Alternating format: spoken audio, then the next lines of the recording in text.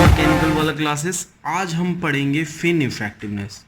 तो fin effectiveness में हम क्या देखेंगे कि फिन इफेक्टिवनेस पिक्चर में कैसे आया, फिन इफेक्टिवनेस की डेफिनेशन क्या है, क्या फॉर्मूला है, इंडिविजुअल केसेस के लिए क्या फॉर्मूला है। अपार्ट फ्रॉम दिस कुछ क्वेश्चंस आते हैं फिन इफेक्टिवनेस पे बेस्ड, थियोरेटिकल क्वेश्चंस, वो देखेंगे। उसके लिए क्या क्या ऑब्जर्वेशंस किए जाते हैं, फिन इफेक्टिवनेस को बढ़ाने के लिए क्या क्या पैरामीटर्स चूज किए जाते हैं, वो देखेंगे। Fin effectiveness in the term of thermal resistance को देखेंगे। Fin effectiveness in the last at the end, fin effectiveness in the terms of Biot number. Okay, तो इतना हम फिन इफेक्टिवनेस में आज कवर करने वाले हैं। तो स्टार्ट करते हैं।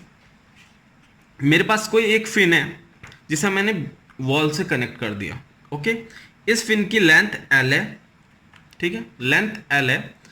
ए C is the cross sectional area and surface area is the A S. Okay my dear friends, अगर मैं फिन का देखूं, इस फिन का कंडक्शन रेजिस्टेंस क्या होगा, conduction resistance L upon thermal conductivity K और क्रॉस सेक्शनल एरिया, क्योंकि हीट क्या करेगी, क्रॉस सेक्शनल एरिया में फ्लो करेगी perpendicular to the direction, perpendicular direction में, perpendicular to the cross sectional area, इसलिए मैंने एसी चूज किया यहाँ पर। ओके, एसी को यूज किया है। कन्वेक्शन रेजिस्टेंस क्या होगा मेरा यहाँ पर, convection resistance 1 upon heat transfer coefficient ambient में कितना है H और एम्बिएंट टेम्परेचर T इन्फिनिटी, तो ये हो गया 1 upon H into surface resistance. ठीक है, 1 upon H into A S. My dear friends देखिए, अगर मैं लेंथ को इंक्रीज करता हूं तो मेरा कंडक्शन रेजिस्टेंस बढ़ेगा। देखिए डायरेक्टली प्रोपोर्शनल है। लेंथ इंक्रीज हुई तो सरफेस एरिया इंक्रीज होगा, जैसे जैसे लेंथ बढ़ेगा वैसे वैसे सरफेस एरिया भी बढ़ता जाएगा। सरफेस एरिया बढ़ेगा तो मेरा कन्वेक्शन रेजिस्टेंस डिक्रीज कर जाएगा, क्योंकि ये इन्वर्स प्रोपोर्शनल में है। यहां से हमने क्या देखा कि जब मेरी लेंथ बढ़ती है तो मेरा कंडक्शन रेजिस्टेंस बढ़ जा रहा है, कन्वेक्शन रेजिस्टेंस डिक्रीज हो जा रहा है। इट मींस मेरा total thermal resistance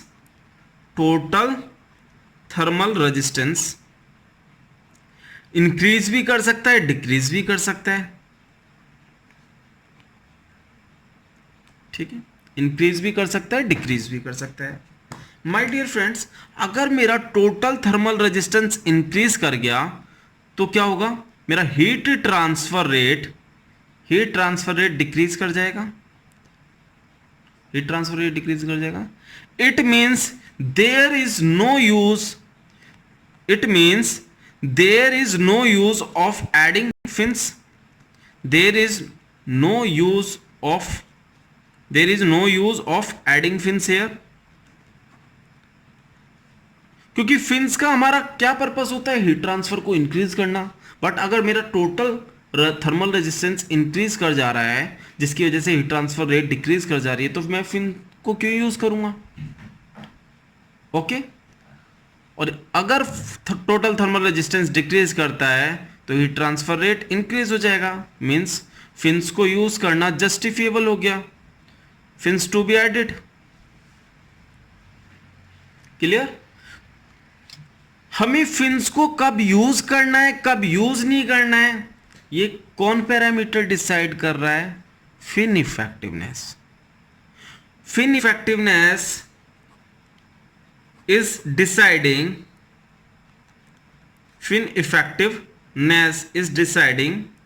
whether fin to be added or not,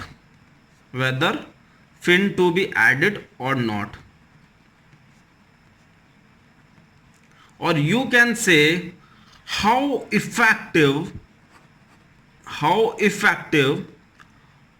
a fin can enhance heat transfer rate. Clear हो गया। फिन इफेक्टिवनेस पिक्चर में कैसे आया, क्योंकि फिन का अपना एक कंडक्शन रेजिस्टेंस है और सराउंडिंग फ्लूइड की वजह से सरफेस कन्वेक्शन रेजिस्टेंस है। अगर मेरा टोटल थर्मल रेजिस्टेंस इंक्रीज कर गया तो मैं फिन को यूज नहीं करूंगा, टोटल थर्मल रेजिस्टेंस डिक्रीज कर गया तो फिन को यूज करूंगा। इसको फाइंड आउट करने के लिए वेदर टू बी एडेड और नॉट, इसके लिए एक टर्म को कॉइन किया गया या एक टर्म को डिफाइन किया गया जिसे हम बोलते हैं फिन इफेक्टिवनेस, और इसे डिनोट किया जाता है एप्सिलॉन से। ओके, अगर मेरा टोटल थर्मल रेजिस्टेंस बढ़ जा रहा है तो मैं फिन को यूज नहीं करूंगा। Therefore, fin effectiveness is defined as the ratio of heat transfer with fin and without fin and without fin. Okay, तो एक फिगर ड्रॉ कर लेते हैं। मेरे पास पहले फिन लगी हुई थी, मैंने फिन को हटा दिया तो मेरे पास ये एरिया है जहां पर फिन अटैच थी, ये क्रॉस सेक्शनल एरिया आया AC। तो यहां से हीट कितना ट्रांसफर होगा, हीट विदाउट फिन, बाहर एम्बिएंट में फ्लूइड है जिसका हीट ट्रांसफर कोफिशिएंट H है और एम्बिएंट टेम्परेचर T इन्फिनिटी, तो Q विदाउट फिन क्या हो गया, H into cross sectional area into T not minus T infinity. T not is the base temperature. Okay, तो इफेक्टिवनेस को डिफाइन किया Q with fin upon Q without fin, heat transfer rate with fin और without fin. Okay, आप small Q और capital Q में confuse मत होना, ठीक है, वो आप यूज कर सकते हो। यहां पर हीट फ्लो रेट की बात ही हो रही है, हीट फ्लक्स एरिया की, हीट फ्लक्स की बात नहीं हो रही है, तो आपको कंफ्यूज नहीं होना है, both are same. Okay, Q with, ये फॉर्मूला आ गया, Q with upon Q without, clear, dimensionless होगा क्योंकि दोनों सेम न्यूमरेटर और डिनोमिनेटर में हीट ही है, तो इसका कोई यूनिट नहीं होगी, डायमेंशन लेस होगा। ठीक है, अब माय डियर फ्रेंड हम इंडिविजुअल केसेस के लिए देख लेते हैं। फर्स्ट केस देख लेते हैं, case first, infinitely long fin, infinitely long fin, infinitely long fin में क्या होगा, effectiveness epsilon will be equal to Q with heat transfer, क्या होता है हमारा, with heat transfer means Q with fin कितना होता है लॉन्ग फिन के केस में, अंडर रूट HPKA। अब आपको याद होना चाहिए, आपकी टिप पर होना चाहिए, T not minus T infinity, Q without कितना है H इंटू AC, ये क्रॉस सेक्शनल एरिया है my dear friend, AC into T not minus T infinity, epsilon क्या है आपका, T not minus T infinity से cancel, you will get 1 upon under root HAC upon KP। ये formula है effectiveness का for infinitely long fin. Other two cases देख लेते हैं, other two cases, case second,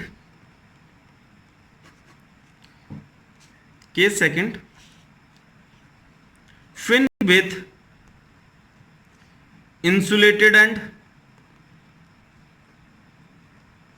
इस केस में क्या होगा, epsilon is equal to, my dear friends इसमें एक एडिशनल टर्म आ जाएगी tan हाइपरबोलिक ml न्यूमरेटर में, क्योंकि हीट में एडिशनल टर्म आ जाती है, तो ये हो गया आपका tan hyperbolic ml upon ml, sorry tan hyperbolic ml, और रेस्ट टर्म डिनोमिनेटर वाली सेम रहेगी HAC upon KP। Clear, confuse नहीं होना है। अगर मैं थर्ड केस में देखूं, case third, fin with convection at free and,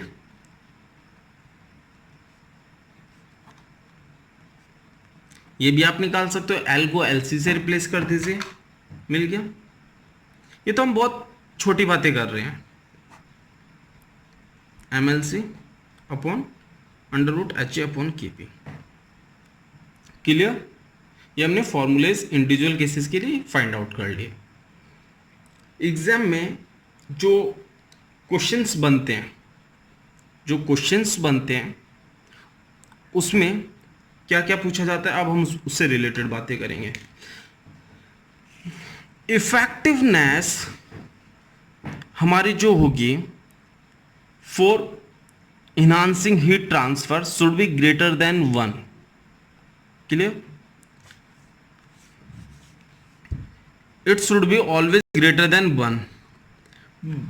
but generally fins are effective. fins are generally effective, or you can say justifiable when epsilon is greater than 2. मैं इसी case की बात कर रहा हूँ, इन्फिनिटली लॉन्ग फिन की. ठीक है, इन्फिनिटली लॉन्ग फिन की.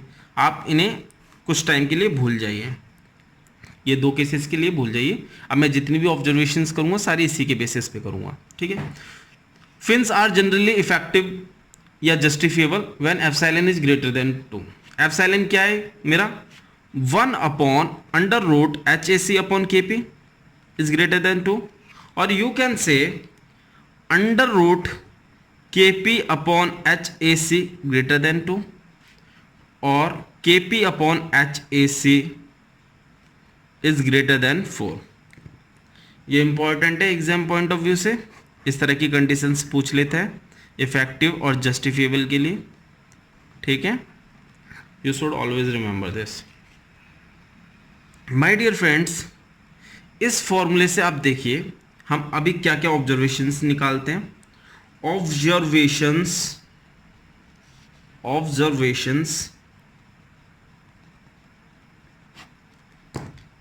जो डायरेक्ट स्टेटमेंट्स आते हैं. इफेक्टिवनेस कितना था? 1/√HAC upon KP is equal to KP upon √HAC. ठीक है, तो फर्स्ट ऑब्जर्वेशन देखते हैं. फॉर इंक्रीजिंग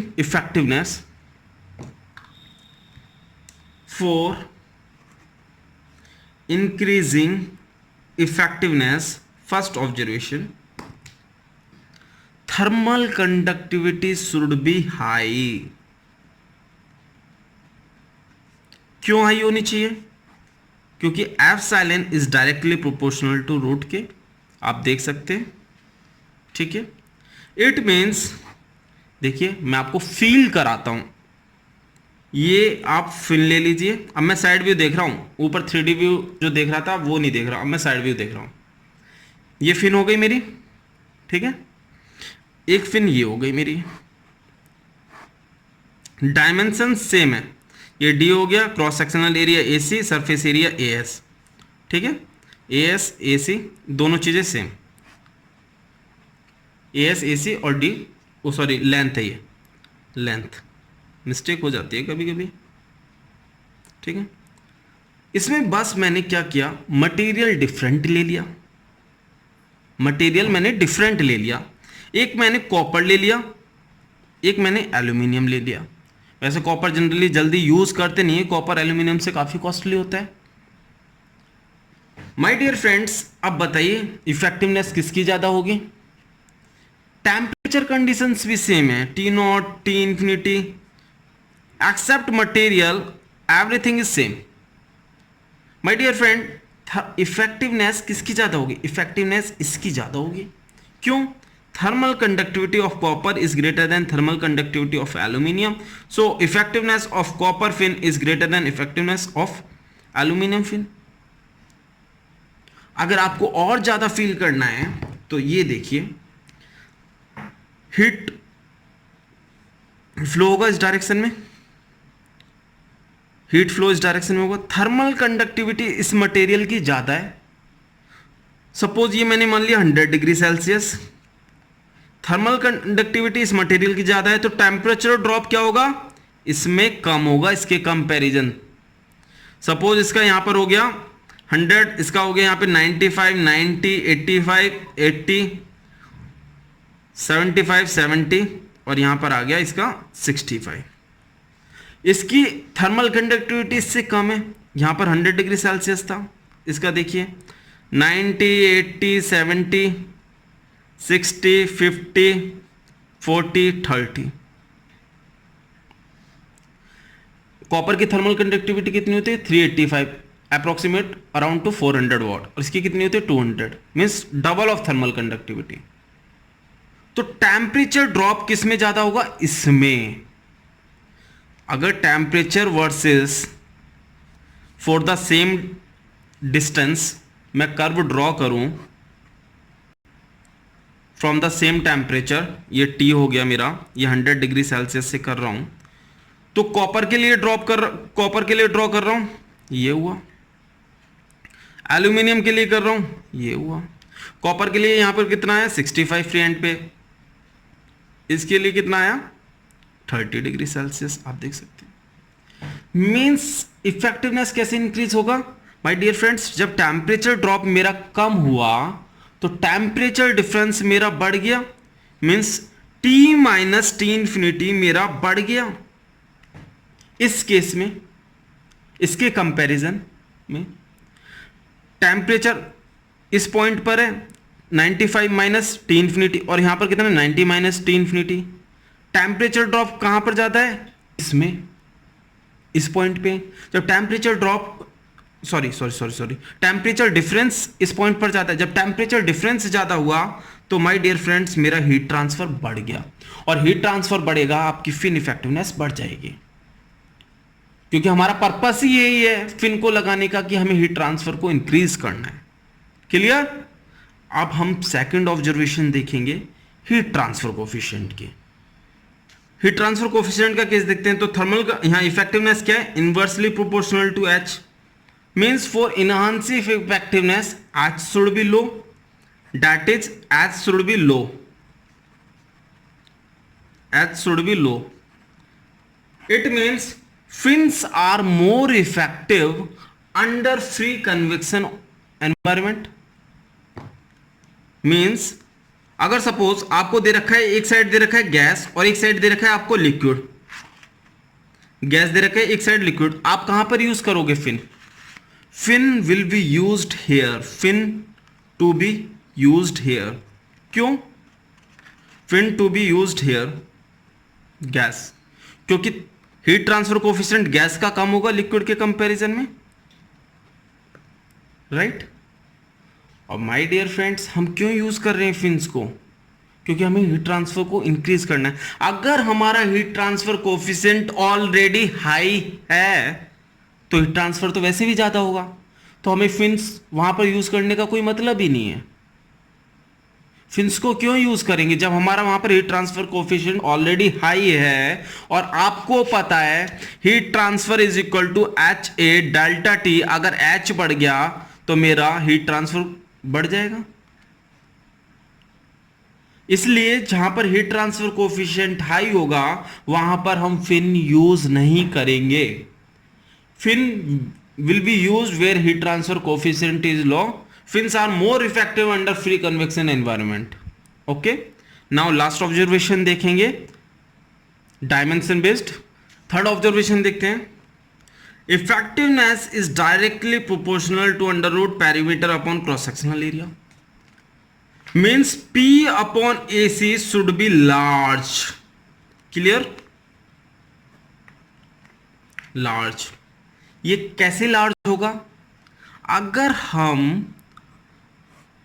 हम फिन की थिकनेस, ये क्रॉस सेक्शन था फिन का, ये थिकनेस T और ये डायमेंशन विथ Z, अगर फिन की थिकनेस हम कम रखें, फिन की थिकनेस कम रखेंगे तो P अपॉन AC बढ़ जाएगा। कैसे देखते हैं। P अपॉन AC क्या होता है, parameter 2 times of Z plus T upon AC cross sectional area Z into T। Z is much greater than thickness. हम थिन फिन का कंसिडर कर रहे हैं ना, थिन फिन। अब देखिए क्यों कर रहे हैं, P upon AC, so Z is greater than T, so T is negligible है, 2 times of Z into T। ये हो गया P upon AC 2 times by T, independent of with हो गया। Means P upon AC is inversely proportional to T। अगर हम fin thickness को decrease करेंगे P upon A C increase कर जाएगा। अगर ये इंक्रीज कर गया तो हमारी इफेक्टिवनेस इंक्रीज कर जाएगी। Clear? Fin should be thin.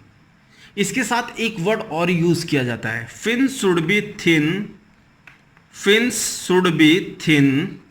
ये मैं एक फिन के केस में बात कर रहा था, अब मैं मोर देन वन फिन के केस में। Fin should be thin and closely spaced. Fins should be thin and closely spaced, but not too much closely. Not too much closely spaced. ठीक है, आपको मैं फील कराता हूं। माय डियर फ्रेंड्स, इस case को देखते हैं। इसमें हमने एक वॉल ली है, या आप कोई सरफेस ले लीजिए जिसकी सेम हाइट है, सेम हाइट h मान ली मैंने, सेम हाइट है। कंपैरिजन करके देखेंगे for the same height, okay. और थिकनेस भी इसकी सेम है, थिकनेस भी सेम है। इस केस में देखिए, for the same height and same thickness 3 number of fins लगी हुई हैं। सपोज इधर से कोई फ्लूइड फ्लो कर रहा है, ऐसे गया, सरफेस से हिट ली, नीचे वाली सरफेस से हिट ली, इधर से निकल गया, इधर से निकल गया, इधर से निकल गया। सेम है, ऊपर से गया, नीचे से गया, साइड से गया। Same here, like this, like this, like this. ये केस किसका लिया मैंने? Thin fin and closely spaced. अब दूसरा केस देखते हैं, thin fin but too much closed. इसमें क्या किया मैंने? सेम हाइट पे मैंने नंबर ऑफ फिन्स इंक्रीज कर दी। यहाँ 3 थी, यहाँ 5 कर दी। यहाँ पर माय डियर फ्रेंड्स मेरा सरफेस एरिया बढ़ गया, नो डाउट सरफेस एरिया मेरा बढ़ गया, बट मेरा फ्लूइड सही से फ्लो नहीं कर पाएगा, फ्लूइड सही से फ्लो नहीं कर पा रहा, जिसकी वजह से प्रॉब्लम हो रही है। क्या प्रॉब्लम हो रही है? हीट प्रॉपर्ली इफेक्टिवली ट्रांसफर नहीं हो पा रही है। सरफेस एरिया बढ़ गया, बट क्या कर रहा है ये? Obstructing the flow of fluid, obstructing the flow of fluid, जिसकी वजह से अल्टीमेटली हीट ट्रांसफर आपका डिक्रीज कर गया। इस केस में देखिए, for the same height same thickness आपने 2 नंबर ऑफ फिन्स यूज किए। इस केस में आपकी हीट इफेक्टिवली ट्रांसफर हो रही है ऊपर नीचे साइड से। बट माय डियर फ्रेंड्स, इसके कंपैरिजन में सरफेस एरिया डिक्रीज कर गया, क्योंकि 2 फिन्स यूज किए हैं। 2 फिन्स के कंपैरिजन में 3 फिन्स का सरफेस एरिया ज़्यादा है। यहाँ सरफेस एरिया डिक्रीज कर गया, जिसकी वजह से हीट ट्रांसफर डिक्रीज कर गया। इसलिए ये लेस इफेक्टिव केस हो गया, और इसकी कंपैरिजन में ये मोर इफेक्टिव हो गया।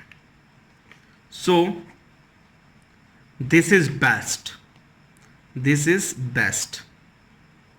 Fin should be always thin and closely spaced, but not too much closely spaced. Okay, आपको क्लियर हो गया? ये ऑब्जर्वेशंस एग्जाम में स्टेटमेंट्स के फॉर्म में पूछ ली जाते हैं। क्लियर? अब हम देखेंगे फिन इफेक्टिवनेस को in the form of thermal resistance. तो फिन इफेक्टिवनेस को देखते हैं थर्मल रेजिस्टेंस की फॉर्म में। फिन इफेक्टिवनेस एप्सिलॉन क्या होता है? Q with fin, without fin, without fin.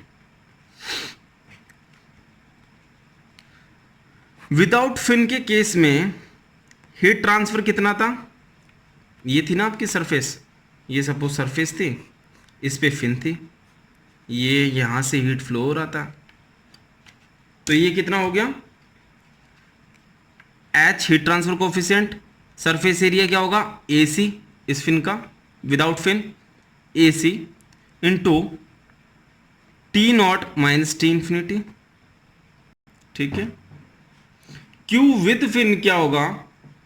अगर मैं thermal resistance of a single fin की फॉर्म में लिखूं, T not minus T infinity upon thermal resistance of a fin. Okay,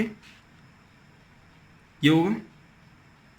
और इस हीट की फॉर्म को मैं अगर थर्मल रेजिस्टेंस की फॉर्म में लिखूं, ये T not minus T infinity हो गया और एच ए सी डिनोमिनेटर में आ जाएगा, एच ए सी, और ये क्या है मेरा, सॉरी एच ए सी तो साथ में ही है इसके। 1 अपॉन एच ए सी को मैं क्या लिख सकता हूँ, 1 अपॉन एच ए सी, ये 1 अपॉन एच ए सी होगा, 1 upon H A C. T not minus T infinity cancel हो जाएंगे,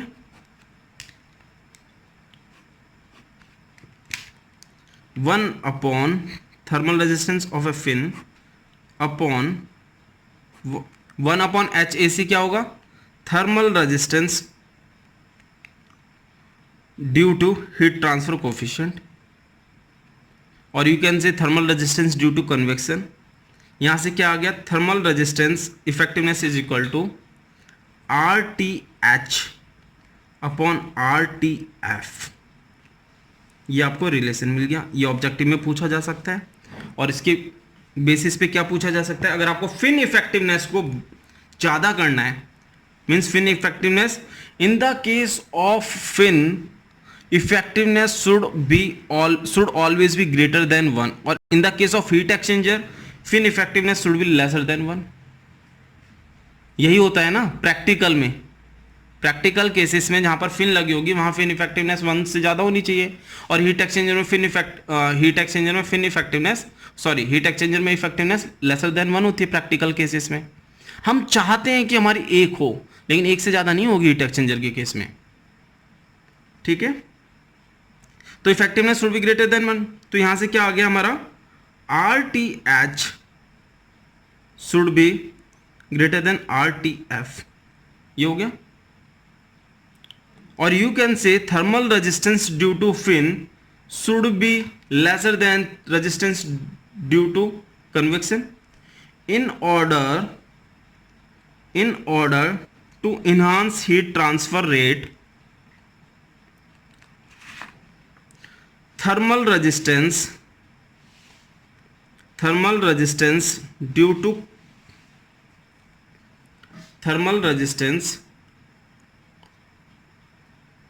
to fin should be lesser than thermal resistance due to convection. तभी तो फिन लगाएंगे, अगर ज़्यादा हो जाएगा तो फिन लगाने का तो कोई लॉजिक ही नहीं है। अगर thermal resistance due to fin हमारा ज़्यादा हो जाएगा तो हीट ट्रांसफर डिक्रीज कर जाएगा, जिसकी वजह से हमें फिन लगाने का कोई लॉजिक मिल नहीं रहा है। क्लियर? तो इफ रेजिस्टेंस की टर्म में भी एग्जाम में आपसे पूछा जा सकता है। क्लियर? अब हम बायोट नंबर की फॉर्म में देख लेते हैं, एग्जाम में बायोट नंबर की फॉर्म में भी पूछा जाता है। तो हमने क्या पढ़ा, फिन इफेक्टिवनेस लॉन्ग फिन के केस में अंडर रूट के पी अपॉन एच ए सी, ये पढ़ा लॉन्ग फिन के केस में, इन्फिनिटली लॉन्ग फिन के केस में। यहां से हमें क्या मिल गया, अंडर रूट के upon H P upon A सी, इसे हम लिख सकते हैं, अभी P अपॉन ए सी रहने देते हैं। Effectiveness is equal to 1 upon under root H upon K A C upon P, right? ये लिख सकता हूँ मैं, जस्ट मैंने इसे डिनोमिनेटर में ले आया। 1 upon under root H S S upon H S upon K, where S is the characteristic length A C upon P। ये आप बायोट नंबर में पढ़ेंगे, ठीक है, बायोट नंबर में पढ़ेंगे। Clear? S is equal to area upon perimeter. तो ये क्या हो गया, एच एस अपॉन के क्या होता है, बायोट नंबर, जिसे मैं ट्रांजिएंट हीट कंडक्शन में आपको डिटेल में पढ़ाऊंगा। तो इफेक्टिवनेस हो गया 1 upon under root Biot number. ये फॉर्मूला आ गया बायोट नंबर की फॉर्म में, ठीक है। तो Biot number is the deciding parameter whether fin to be added और नॉट। ये आपको यहां से रिलेशन मिल रहा है, क्योंकि अगर बायोट नंबर मेरा बढ़ता है फिन इफेक्टिवनेस बढ़ जाएगी, बायोट नंबर डिक्रीज हुआ फिन इफेक्टिवनेस डिक्रीज इंक्रीज हो जाएगी। इनवर्स प्रोपोर्शनल है, बायोट नंबर बढ़ा फिन इफेक्टिवनेस डिक्रीज होगी, बायोट नंबर डिक्रीज हुआ फिन इफेक्टिवनेस बढ़ गई। बायोट नंबर अगर मेरा 1 से ज्यादा हो गया तो फिन इफेक्टिवनेस 1 से कम हो जाएगी। Fin will act as an insulator. तो केसेस देख लेते हैं। एक if Biot number is 1, effectiveness is equal to 1, means जितना हीट पहले ट्रांसफर हो रहा था उतना हीट अब भी ट्रांसफर हो रहा है, तो फिन को यूज नहीं करेंगे, कोई मतलब नहीं है। Why we increase the cost. Biot number अगर मेरा लेस देन 1 है तो effectiveness will be greater than 1, ये हमारे लिए फेवरेबल है। Biot number should be lesser than 1 so that heat transfer so that effectiveness can be increased, effectiveness is greater than 1। ये exam में पूछ लिया जाता है कि बायोट नंबर कितना होना चाहिए फिन इफेक्टिवनेस मोर देन 1 होने के लिए, या फिर इस टर्म को मोर देन 1 होने के लिए। ठीक है, इस तरह से भी पूछ लिया जाता है, आया है इवन ये question. Kp upon HAC should be greater than 1। ठीक है, सेकंड केस देख लेते हैं, third case sorry. Biot number, if Biot number is greater than 1 तो इफेक्टिवनेस क्या हो जाएगी 1। If fin effectiveness 1 less than 1 हो गई तो क्या हो गया, fin with fin, Q with fin will be lesser than Q without fin. It means fin will act as insulator, fin will act as insulator. Heat transfer decrease हो गया ना। ये इंटरव्यूज में भी क्वेश्चंस पूछ लिए जाते हैं कि अगर बायोट नंबर ग्रेटर देन 1 हो गया तो फिन कैसे रिएक्ट करेगी, बायोट नंबर लेस देन 1 हो गया तो फिन कैसे रिएक्ट करेगी। तो ये सारे क्वेश्चंस इस पर बन सकते हैं। ठीक है, मैंने all types of problems, all type of observations cover कर लिए हैं फिन इफेक्टिवनेस से रिलेटेड। आपको समझ में आ गया होगा फिन इफेक्टिवनेस को हमने क्यों डिफाइन किया है। बायोट नंबर के बारे में हम ट्रांजिएंट हीट कंडक्शन में डिटेल में पढ़ेंगे। ओके, तो मैं अपनी क्लास को यहीं पर फिनिश करता हूँ। अगर आपको ये वीडियो पसंद आए प्लीज़ लाइक करें, शेयर करें, सब्सक्राइब करें। रेगुलर अपडेट्स के लिए प्लीज़ रिंग द बेल। आप हमें टेलीग्राम पर भी ज्वाइन कर सकते हैं, वीडियो के एंड में टेलीग्राम की लिंक मिल जाएगी। Thank you so much.